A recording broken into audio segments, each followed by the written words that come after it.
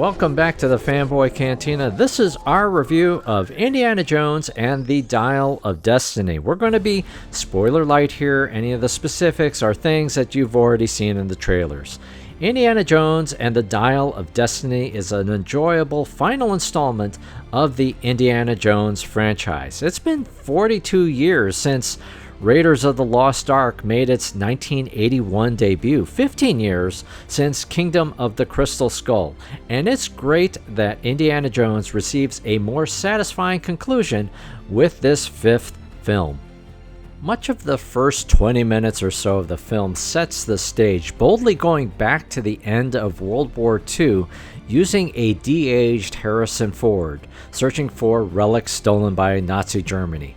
Overall, I thought the sequence was generally compelling and a thrilling start to the movie. However, what threw me was not so much the de-aged face, but surprisingly, it's his voice. I've seen, the original Star Wars and Indiana Jones movies so many times that I'm accustomed to a certain sound in his voice, but this was decidedly a disconnect between his de-aged, somewhat video gamey appearance versus what I now recognize as the current 70-something voice. Nonetheless, I enjoyed it, and it's a thrilling way to start the film.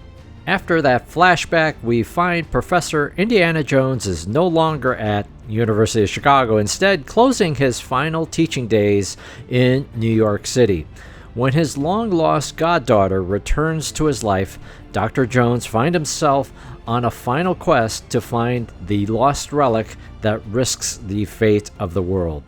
While the trailers give away certain set pieces of the film, they've done a good job of holding back the final act, which was an even wilder ride.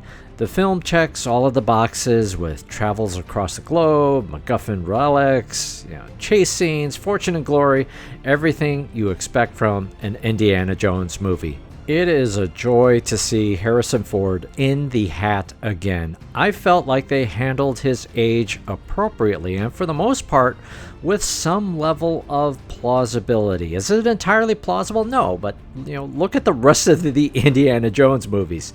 There is a certain level of fantasy, magic, and action hero mystique with these movies. It's part of the Indiana Jones brand. I also thought the balance of Helena Shaw was good and appropriate, managing to successfully introduce a new character and give her an arc, yet not letting this character take the spotlight away from Indiana Jones.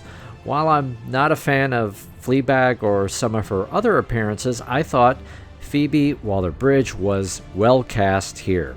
I didn't realize Antonio Banderas was in the film, so that was a pleasant surprise. There are some issues with the film. Unlike any of the other Indiana Jones films, this one has some pacing problems, specifically getting slow in the middle of the film. Even some of the action set pieces in the middle seem stretched out, not quite as creative or memorable. Now, the bar is set high, right? In a franchise that started with Raiders of the Lost Ark, which for me is a perfect film, so it's a hard standard to try to compete.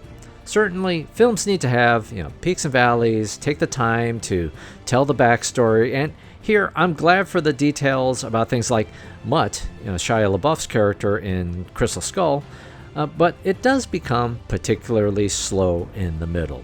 Also, the villains are cartoony, specifically the henchmen and henchwomen hunting for Indiana Jones. Mads Mikkelsen is great with what he's given, but he's a little one-dimensional in how he's written. Given the origins and spirit for creating Indiana Jones based on, film serials, I thought, this was fine, hearkening back to a simpler, earlier time where the bad guys were really the bad guys, but they seem a little interchangeable compared to villains you've seen, in other movies.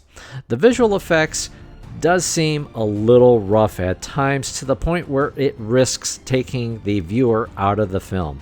Even though I thought the opening sequence was entertaining, we're in a different world where so much of Raiders felt practical, and those practical effects now are rare, and visual effects today can get pushed to sketchy limits.